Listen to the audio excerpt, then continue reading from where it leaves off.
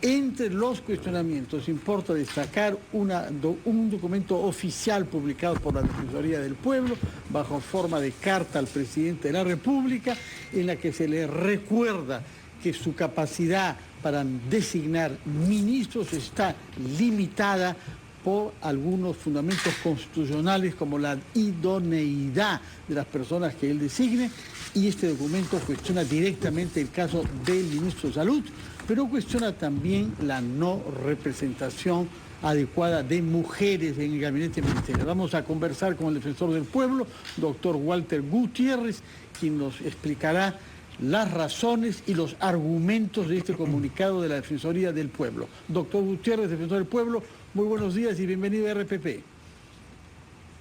Fernando, buenos días. Amable Carlos, buenos días. Buenos días. Buenos días. Este es un documento que formaliza ciertos comentarios que usted había hecho. En realidad, me parece recordar, por lo que dice el documento, además desde el 4 de agosto, y que tuvo ocasión de decírselos personalmente al presidente de la República. ¿Qué efecto cree usted que puede tener el documento que ha publicado el día de ayer la Defensoría del Pueblo que usted dirige? Fernando, permítame, antes de responder la pregunta, hacer 3 precisiones que me parecen importantes subrayar.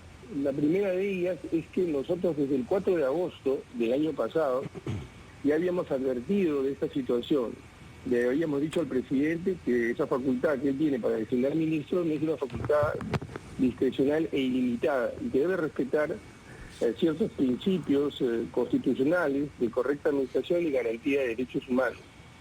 Lamentamos que luego de 6, 7 meses se haya desoído de una manera sistemática, recurrente, este llamado que le hicimos. Lo segundo que quisiera decir, Fernando, en relación a esta comunicación, para luego responder su pregunta, es que la designación del ministro de Justicia, desde nuestro punto de vista, es una flagrante transgresión de estos estándares.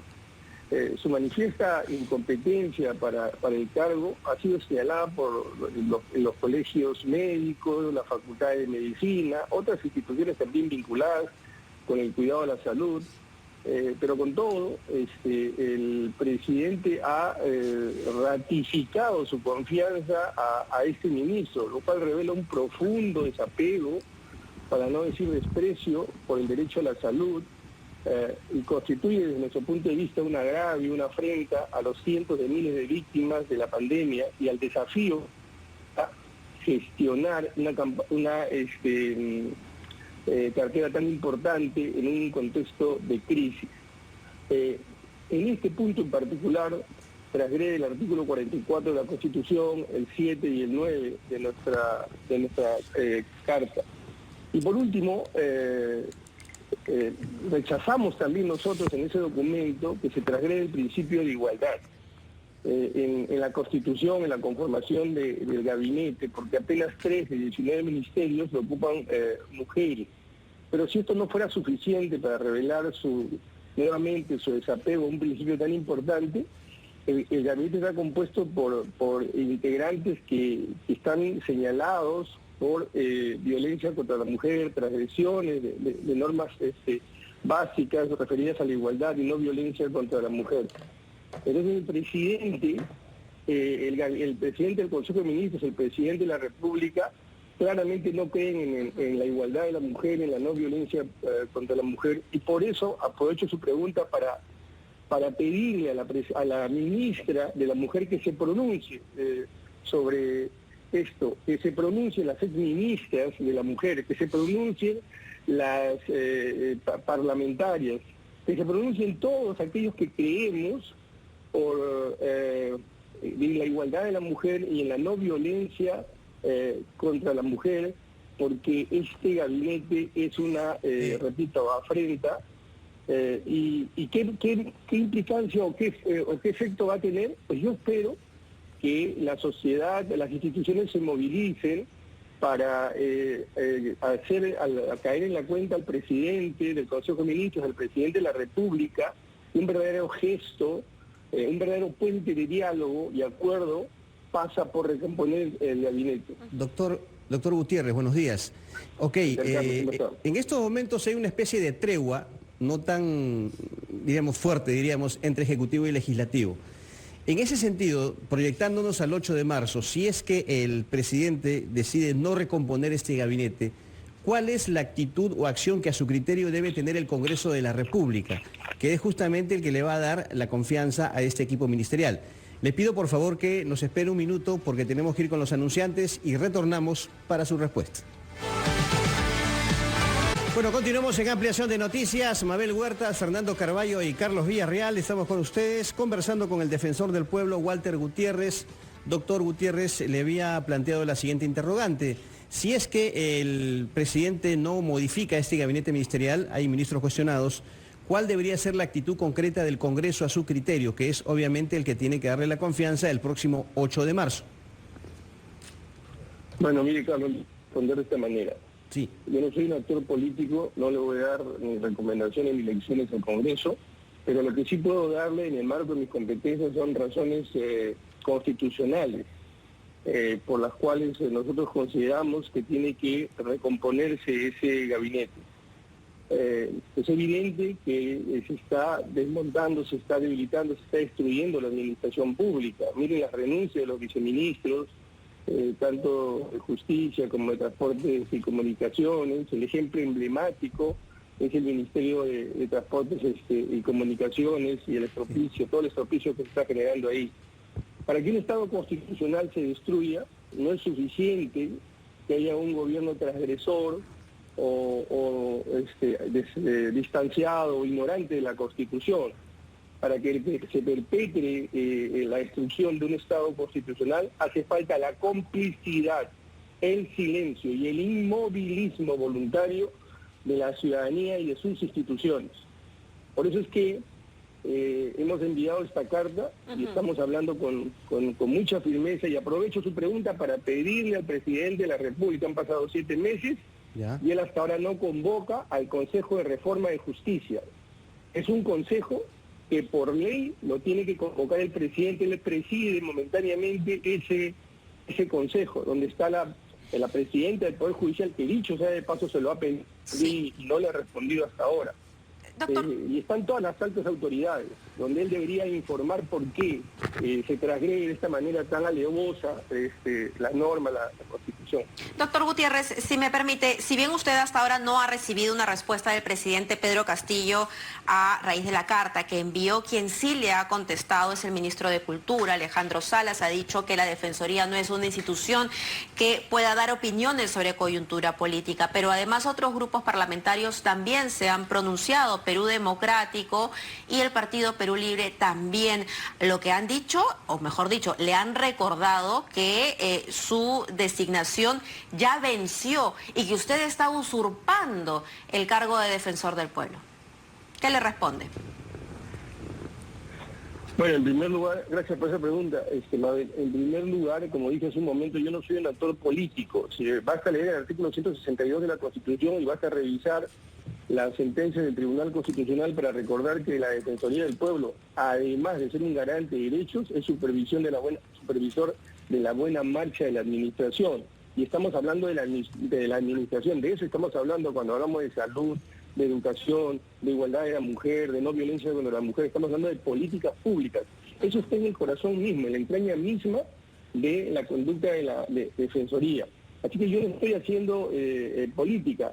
No me interesa la política, no tengo ninguna agenda política, pero yo voy a cumplir mis competencias, la competencia de la Defensoría, voy a conducirla hasta el último día que esté en el cargo. Y yo he anunciado, no hoy, sino con mucha anticipación, anuncié que yo iba a estar solo hasta el mes de marzo, y voy a cumplir con eso.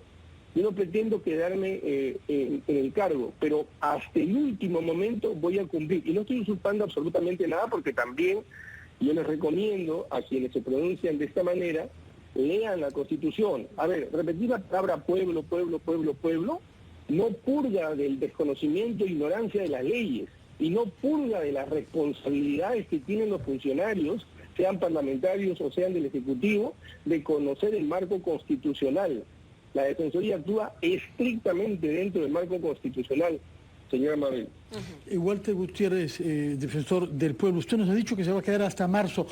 Hay que entender que será hasta fin de marzo en la esperanza eventual que tenga usted de que sea elegido por el Congreso como corresponde, como hubiera debido hacerse ya hace varios meses a su sucesor.